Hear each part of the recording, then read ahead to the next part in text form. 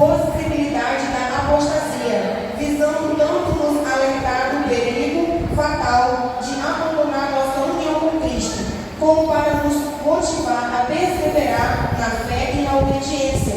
O propósito divino desses trechos bíblicos de advertência não deve ser enfraquecido pela ideia de que afirma as advertências sobre a apostasia são reais, mas a sua possibilidade não. Antes, devemos entender que essas advertências são como uma realidade possível durante o nosso viver aqui e devemos considerá-las um alerta se quisermos alcançar a salvação final. Se nós quisermos alcançar a salvação final,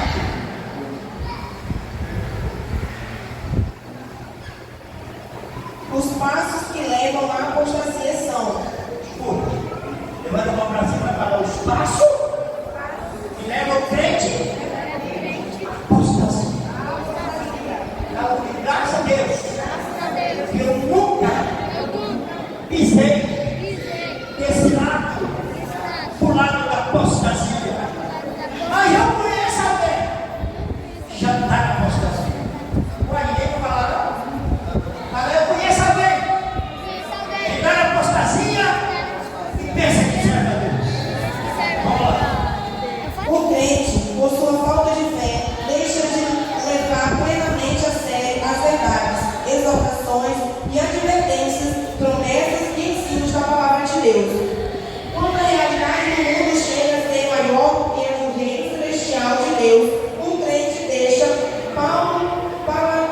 paulatinamente de aproximar-se de Deus através de Cristo. Por causa da aparência enganosa do pecado, a pessoa se torna cada vez mais tolerante do pecado na sua própria vida. Já não ama a retidão, nem odeia a iniquidade.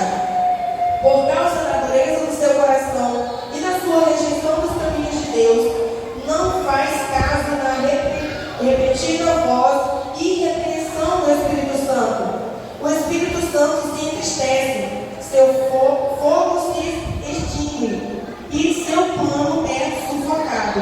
Finalmente, ele afasta-se daquele que antes era crente. Olha aqui agora para mim. Sabe o que a Bíblia está falando?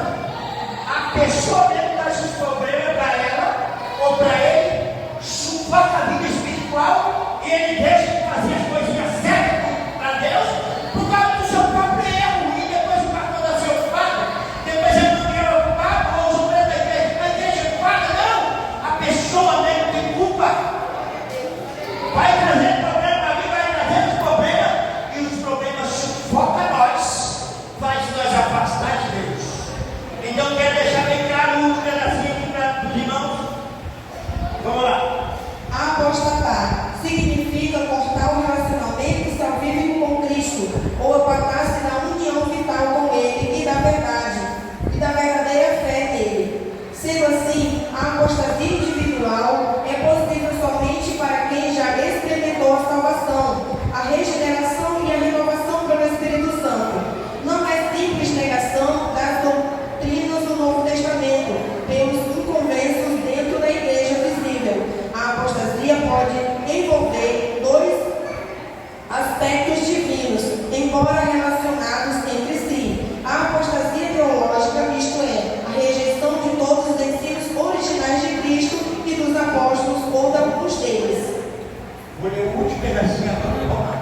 Se a apostasia continua sem refreio, o indivíduo pode, finalmente, chegar ao ponto em que não seja possível um recomeço. Isto é, a pessoa tendo passado teve uma experiência de salvação com Cristo, mas que deliberada e continuamente endurece seu coração para não entender a voz do Espírito Santo, continua a pecar intencionalmente e se recusa a arrepender-se e voltar para Deus.